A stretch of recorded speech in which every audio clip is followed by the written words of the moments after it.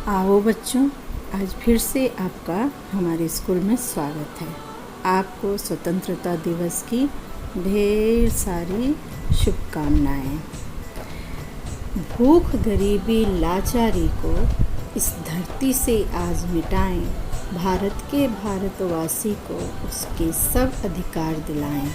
आओ सब मिलकर नए रूप में स्वतंत्रता दिवस मनाएं। स्वतंत्रता दिवस की बच्चों ढेर सारी हार्दिक शुभकामनाएं। बच्चों, हम और आप कल अपने देश के 74वें स्वतंत्रता दिवस को मनाएंगे। हम और आप ही नहीं, पूरा देश इस पावन पर्व को मनाएगा।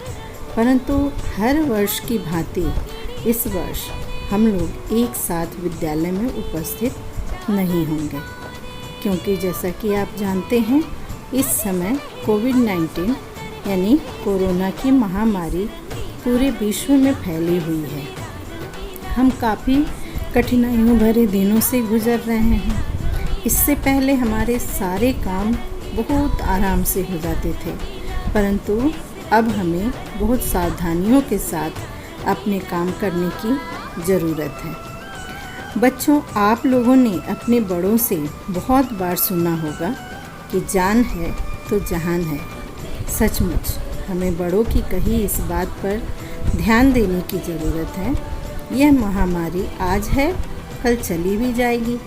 बस ज़रूरत है हमें इस संकट काल में अपने को बचा कर रखना। हम बचे रहेंगे, स्वस्थ रहेंगे तो इस संकट के गुजर जाने के बाद हम अपने जीवन को फिर से पटरी पर लाने का प्रयास कर लेंगे। अतः बच्चों, आप लोग देश के भविष्य हो, इसलिए सरकार आपको सकुशल रखने का प्रयास कर रही है। विद्यालय न खोलने का भी यही कारण है, क्योंकि बच्चे थोड़े चंचल होते हैं। वे मास्क के प्रयोग में लापरवाही कर सकते हैं, सोशल डिस्टेंसिंग का पालन ठीक से नहीं कर सकते, हाथों को बार बार धोने में लापरवाही कर सकते हैं, जिसके कारण वे बीमार भी हो सकते हैं। इसी चिंता के कारण विद्यालय नहीं खोले जा रहे।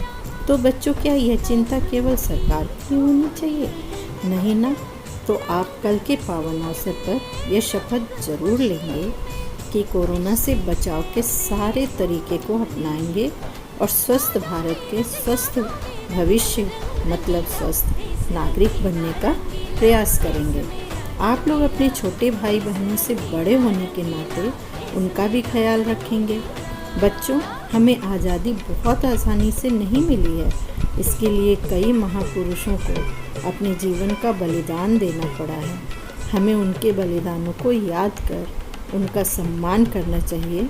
उनके द्वारा दिलवाए गए गुलामी से आज़ादी का सम्मान करना चाहिए। बच्चों, गुलामी बहुत दर्दनाक होती है, इसे समझना चाहिए। इसलिए आज़ादी को सहेज कर रखना चाहिए। हमें अपने अधिकारों के साथ कर्तव्यों का भी पालन करना चाहिए। केवल अधिकारों के लिए लड़ना ही नहीं चाहिए, बल्कि कर्तव्यों का पालन करने के लिए सबसे आगे खड़े रहना चाहिए। आप लोग बहुत अच्छे विद्यार्थी हैं, आगे चलकर बहुत अच्छे नागरिक बनेंगे। इसी आशा के साथ मैं अपनी बात आपसे साझा की हूँ। हमें आशा है कि आपको हमारी ये बातें अच्छी लगी होंगी और आप अपने जीवन में इसे ज़रूर उतारने का प्रयास करेंगे। जय हिंद, जय भारत।